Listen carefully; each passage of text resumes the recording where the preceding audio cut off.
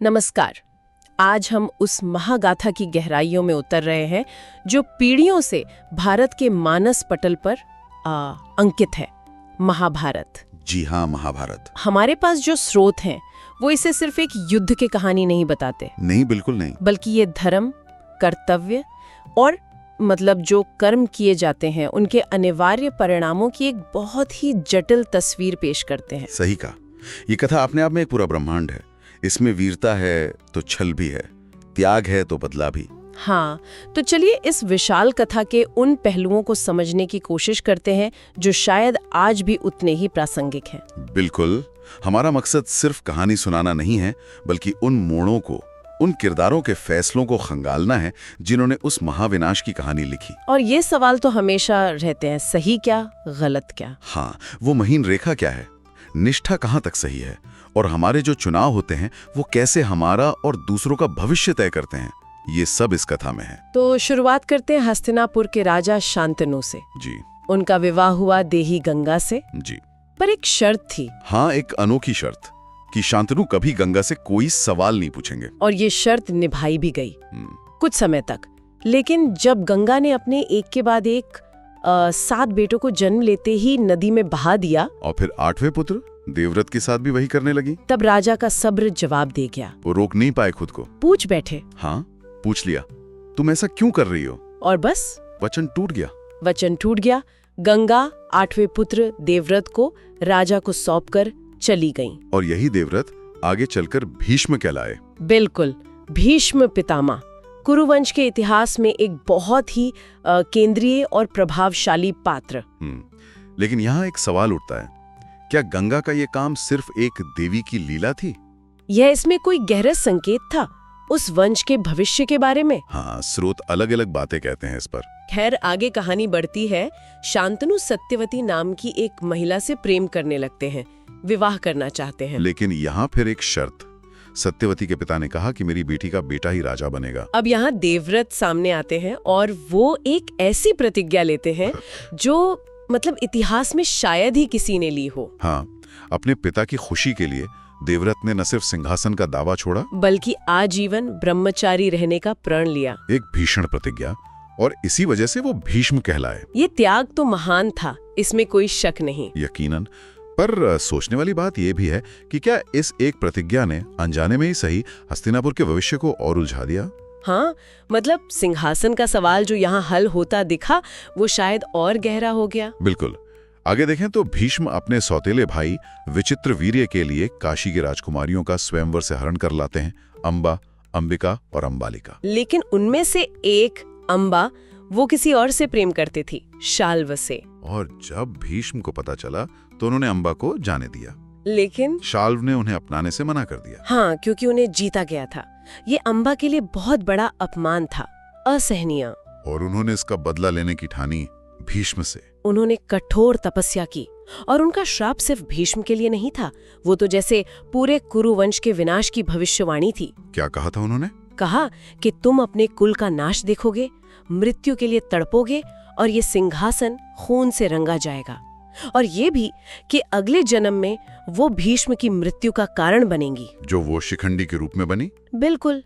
ये घटना दिखाती है कि कैसे एक व्यक्ति का अपमान और बदला पूरे वंश के भाग्य को बदल सकता है। फिर विचित्रवीर्य की भी मृत्यु हो गई बिना किसी संतान के। हाँ, तो वंश चलाने की चिंता फिर से खड़ी हो गई। तब सत्यवती ने महर्षि व्यास को बुलाया नियोग के लिए, जो उस समय एक स्वीकृत तरीका था वंश चलाने का। जी। और इसी प्रक्रिया से जन्म हुआ 3 पुत्रों का। अंबिका से धृतराष्ट्र, जो जन्मांध थे, अंबालिका से पांडु, और एक दासी से धर्म को जानने वाले विदुर का जन्म हुआ। यहाँ भी देखिए, वंश चलाने की जरूरत ने कैसे अलग अलग स्वभाव और शारीरिक क्षमताओं वाले उत्तराधिकारी दिए। हाँ, और इसने कहीं न कहीं आगे के सत्ता संघर्ष की भूमिका भी तैयार की। फिर धृतराष्ट्र का विवाह हुआ गांधार की राजकुमारी गांधारी से। और गांधारी ने जो किया वो भी अद्भुत था। पति के अंधेपन में साथ देने के लिए उन्होंने खुद अपनी आंखों पर हमेशा के लिए पट्टी बांध ली। एक पत्नी का समर्पण। लेकिन इसके भी कुछ ऐसे परिणाम हुए जिनकी उम्मीद नहीं थी। सही बात है। गांधारी का भाई था शकुनी। हाँ, शकुनी। वो अपनी बहन के इस त्याग को बर्दाश्त नहीं कर सका। उसे लगा ये हस्तिनापुर ने, खासकर भीष्म ने अन्याय किया है। तो उसके मन में बदले की भावना आ गई। बहुत गहरी। उसने कुरुवंश के नाश की कसम खाई ताकि वो भीष्म का गुरूर तोड़ सके। और शकुनी का ये व्यक्तिगत बदला और दुर्योधन के मन में जो ईर्ष्या थी, हाँ, वो दोनों मिलकर महाभारत के विनाश का एक मुख्य कारण बने।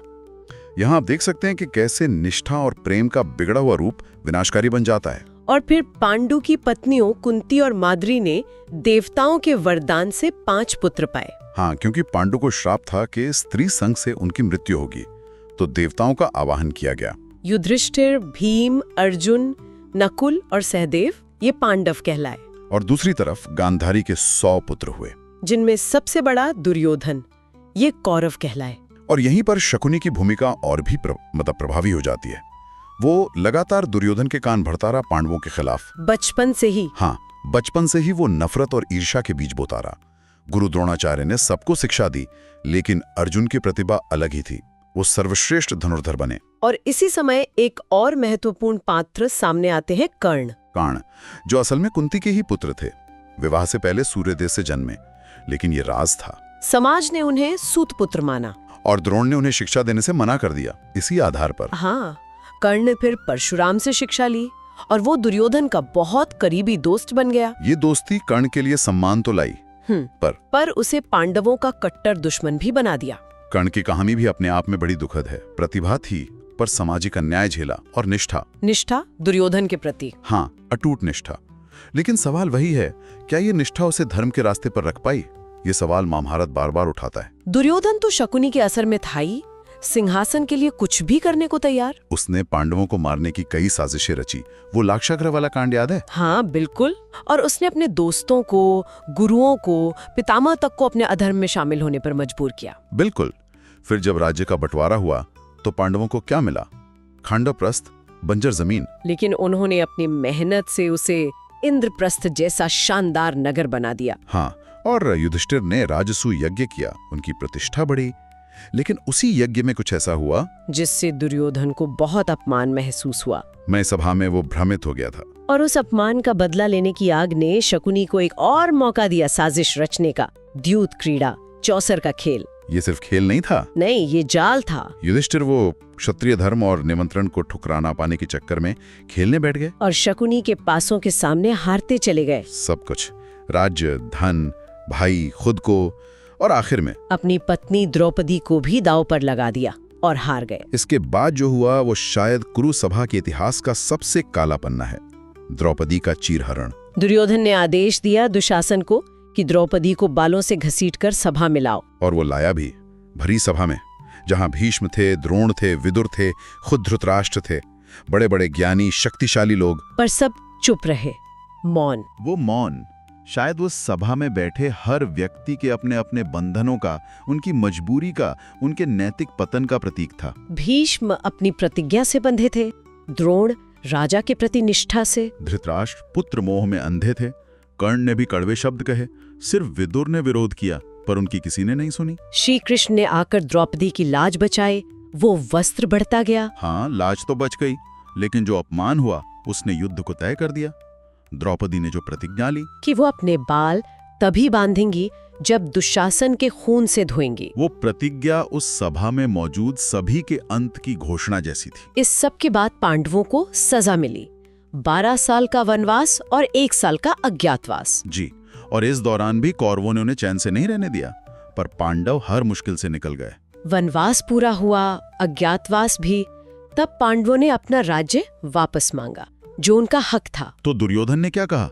साफ इनकार, बोला सुई की नोक के बराबर भी जमीन नहीं दूंगा। इतनी नफरत, यहाँ तक कि जब श्री कृष्ण खुद शांति दूत बनकर गए। हाँ, उन्होंने सिर्फ 5 गांव मांगे थे ताकि युद्ध टल जाए, पर दुर्योधन नहीं माना। उल्टा कृष्ण को बंदी बनाने की कोशिश की। हाँ, जहां कृष्ण ने फिर अपना विराट रूप दिखाया, शायद वो आखिरी चेतावनी थी, पर दुर्योधन समझा नहीं, युद्ध तो अब होना ही था। युद्ध तय हो गया। अब कृष्ण की एक और भूमिका सामने आई। उन्होंने दोनों पक्षों को एक विकल्प दिया। हाँ, ये बहुत महत्वपूर्ण था। उन्होंने कहा, एक तरफ मैं हूं अकेला और निहत्था रहूंगा, और दूसरी तरफ मेरी पूरी नारायणी सेना, चुन लो। दुर्योधन ने क्या चुना? सेना? उसने सोचा बड़ी सेना मतलब जीत पक्की, ये उसकी नासमझी थी। और अर्जुन ने? अर्जुन ने चुना कृष्ण को अपने सारथी के रूप में, अपने मार्गदर्शक के रूप में। और शायद यही चुनाव पांडवों की जीत का आधार बना। बिल्कुल, कृष्ण का सारथी बनना सिर्फ रथ चलाना नहीं था, वो धर्म के रास्ते पर गाइड करना था। और फिर शुरू हुआ कुरुक्षेत्र का वो महायुद्ध, 18 दिन विनाशकारी। धृतराष्ट्र ने संजय की दिव्य दृष्टि से ये पूरा युद्ध देखा और सुना। युद्ध के मैदान में अर्जुन का मन डोल गया, अपने ही लोगों को सामने देखकर, पितामह, गुरु, भाई। हाँ, वो मोह में पड़ गए, शस्त्र रख दिए, बोले मैं नहीं लड़ सकता। तब कृष्ण ने उन्हें वो उपदेश दिया जो आज श्रीमद् भगवत गीता के नाम से जाना जाता है। जी, आत्मा की अमरता, कर्म का महत्व, क्षत्रिय का कर्तव्य। कर्मणीय वादिकारस्ते मां फलेषु कदाचन। कर्म करो, फल की इच्छा मत करो। उन्होंने अर्जुन को मोह छोड़कर धर्म की स्थापना के लिए लड़ने को कहा। उठो पार्थ, गांडीव उठाओ और युद्ध करो। युद्ध शुरू हुआ।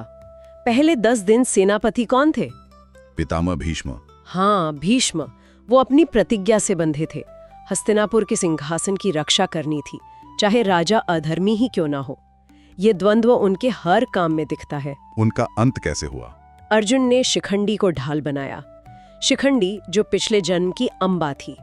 भीष्म स्त्रियों पर या जो पहले स्त्री रह चुका हो उस पर शस्त्र नहीं उठाते थे, तो अर्जुन ने शिखंडी को आगे करके भीष्म पर बाण चलाए। हाँ, और उन्हें बाणों की शैया पर लिटा दिया, शरशैया पर। भीष्म का गिरना एक युग का अंत था, पर यहाँ भी सवाल उठता है, क्या शिखंडी को ढाल बनाना धर्म के अनुसार था? देखिए, कृष्ण की नीतियां कई बार पारंपरिक धर्म की सीमाओं को तोड़ती हुई दिखती हैं। बड़े लक्ष्य के लिए, धर्म की स्थापना के लिए शायद छोटे नियमों का उल्लंघन जरूरी हो जाता है। भीष्म के बाद द्रोणाचार्य सेनापति बने। हाँ, गुरु द्रोण। वो भी अपने बेटे अश्वत्थामा के मोह में और राजा के प्रति निष्ठा में अधर्म का साथ दे रहे थे। द्रोण पर्व में युद्ध और भयानक हो गया, खासकर अभिमन्यु का वध। हाँ, वीर अभिमन्यु, अर्जुन का बेटा, उसने अकेले ही कौरवों का चक्रव्यूह भेज दिया। लेकिन उससे व्यूह से निकलना नहीं आता था। वो फंस गया और फिर कौरव पक्ष के कई बड़े योद्धाओं ने, कर्ण, द्रोण, दुर्योधन, दुशासन, सबने मिलकर निहत्थी अभिमन्यु को मार डाला, युद्ध के सारे नियमों को तोड़कर। कर्ण ने भी इसमें हिस्सा लिया, अपने ही भतीजे के वध में। हाँ, बहुत भारी मन से पर लिया। ये युद्ध के नैतिक पतन का एक और सबूत था। इसने पांडवों के गुस्से को और भड़का दिया। और द्रोण का अंत कैसे हुआ? वो भी छल से हुआ। युधिष्ठिर से कहलवाया गया आधा सच, अश्वत्थामा हतो नरोवा कुंजरोवा। अश्वत्थामा मारा गया, आदमी या हाथी। द्रोण ने सोचा उनका बेटा मारा गया। हाँ, वो शोक में डूब गए। उन्होंने हथियार डाल दिए और जैसे ही वो निहत्थे हुए, द्रौपदी के भाई धृष्टद्युम्न ने उनका सिर काट दिया। ये भी बदले की भावना थी, द्रुपद के अपमान का बदला। पर तरीका फिर सवालों के घेरे में था। द्रोण के बाद सेनापति बने कर्ण। अंगराज कर्ण की कहानी महाभारत की सबसे दुखद कहानियों में से एक है शायद। उन्हें अपनी असलियत पता चली कि वो पांडवों के भाई हैं, लेकिन बहुत देर हो चुकी थी। हाँ, वो दुर्योधन को वचन दे चुके थे, उससे पीछे नहीं हट सकते थे। पर उन्होंने अपनी माँ कुंती को वचन दिया था कि वो अर्जुन को छोड़कर किसी और पांडव को नहीं मारेंगे, और उन्होंने निभाया भी। माँ युधिष्ठिर और भीम को जीवन दान दिया, लेकिन भाग्य, श्राप, पिछले कर्म, सबने मिलकर उनका अंत लिखा। अभिमन्यु वध में उनका शामिल होना, परशुराम का श्राप के ऐन वक्त पर विद्या भूल जाओगे, इंद्र का कवच कुंडल ले लेना, और फिर युद्ध में रथ का पहिया जमीन में धंस जाना। और जब वो निहत्थे थे, पहिया निकाल रहे थे, तब कृष्ण के कहने पर अर्जुन ने उनका वध कर दिया। उनकी मौत दिखाती है कि कैसे निष्ठा, वीरता और भाग्य आपस में उलझे हुए हैं। युद्ध अब खत्म होने को था। भीम ने अपनी प्रतिज्ञा पूरी की। हाँ, गदा युद्ध में पहले दुशासन का वध किया, उसकी छाती का खून पिया और उससे द्रौपदी के बाल भिगोए। और फिर दुर्योधन से गदा युद्ध हुआ। उसमें भीम ने दुर्योधन की जांग पर वार किया, जो नियम के खिलाफ था। लेकिन कृष्ण ने कहा कि ये द्रौपदी के अपमान और दुर्योधन के अधर्म का ही नतीजा है। हाँ, मरते मरते दुर्योधन ने अश्वत्थामा को अगला सेनापति बनाया और पांडवों के वध का वचन लिया। अश्वत्थामा, जो गुस्से और बदले की आग में जल रहा था, हाँ, वो अंधा हो चुका था। उसने रात के अंधेरे में पांडवों के शिविर पर हमला किया और गलती से पांडवों की जगह उनके 5 बेटों को, उप पांडवों को सोते हुए मार डाला। ये इतना भयानक काम था कि कृष्ण भी क्रोधित हो उठे और उन्होंने अश्वत्थामा को श्राप दिया। हाँ, श्राप दिया कि तुम युगों युगों तक इस धरती पर भटकते रहोगे, तुम्हारे शरीर से पीप बहेगी, तुम्हें बहुत दर्द होगा, पर मौत नहीं मिलेगी। माना जाता है कि अश्वत्थामा आज भी जिंदा है, अपने कर्मों का फल भोग रहा है। ये घटना भी दिखाती है कि युद्ध खत्म होने पर भी हिंसा और बदला कैसे चलता रह सकता है। युद्ध खत्म हुआ, पांडव जीते, पर कैसी जीत थी वो? हाँ, पीछे रह गया था बस शोक और विनाश। गांधारी अपने 100 बेटों को खोकर पूरी तरह टूट चुकी थी। वो कृष्ण के पास गईं और उन्हें श्राप दिया। उन्होंने कहा, जैसे तुमने कुरु वंश का नाश होने दिया, वैसे ही तुम्हारा यदुवंश भी आपस में लड़कर खत्म हो जाएगा और तुम भी अकेले जंगल में एक साधारण शिकारी के हाथों मारे जाओगे। और कृष्ण ने उन्होंने श्राप स्वीकार कर लिया, बहुत शांति से, और गांधारी को समझाया भी।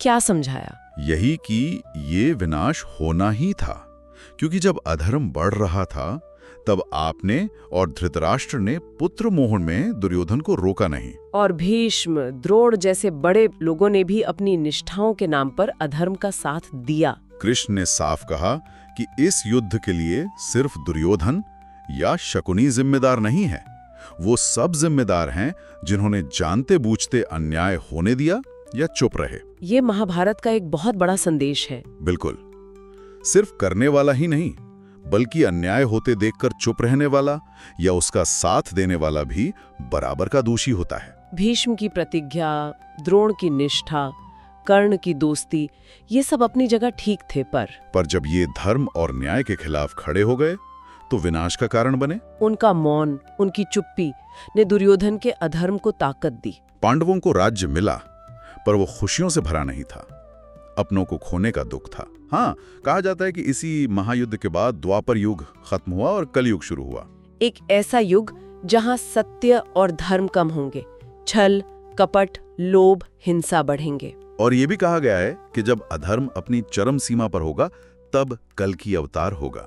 तो महाभारत सिर्फ गुजरे हुए वक्त की कहानी नहीं है। बिल्कुल नहीं, ये हमें बार बार याद दिलाती है कि व्यक्तिगत निष्ठाएं, कर्तव्य जब बड़े धर्म और न्याय से टकराते हैं तो चुनाव कितना मुश्किल होता है। ये दिखाती है कि कैसे गुस्सा, जलन, मोह, बदला, ये भावनाएं इंसान को और समाज को बर्बादी की तरफ ले जाती हैं। सच में ये कहानी आज भी उतनी ही जिंदा है। ये हमें उन नैतिक सवालों के सामने खड़ा करती है जिनका सामना हम अपनी जिंदगी में भी करते हैं। ये एक आईना है जिसमें हम अपने समाज को और खुद को देख सकते हैं। और अंत में एक सवाल जरूर छोड़ जाती है सोचने के लिए। हाँ, कि आज के युग में जब हम भी कई बार ऐसी स्थितियों में फंसते हैं जहां निष्ठा, चाहे वो किसी व्यक्ति, संस्था या सोच के प्रति हो, और न्याय के बीच टकराव होता है, तब हमारा धर्म क्या होना चाहिए? भीष्म, द्रोण और कर्ण ने अपने अपने कारणों से जो रास्ते चुने, उनके परिणाम हमने देखे। तो क्या हम उनके अनुभवों से सीखकर एक बेहतर रास्ता चुन सकते हैं? ये सवाल महाभारत हमसे आज भी पूछ रहा है।